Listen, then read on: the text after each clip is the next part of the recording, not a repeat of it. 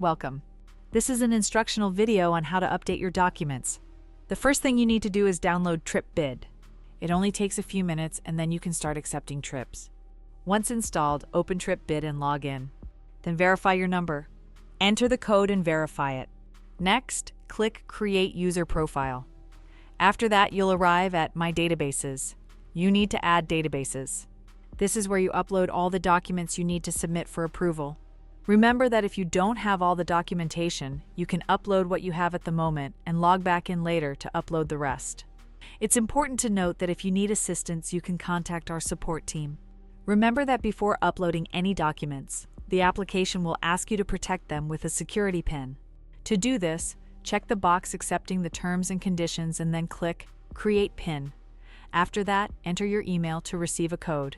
Click the Get Code option. Then enter the code that arrived in your email and click the Verify Code button.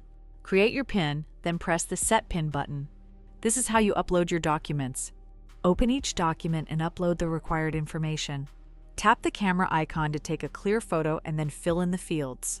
Remember to tap Save after completing each section. Once you see the check marks on your documents, tap Submit.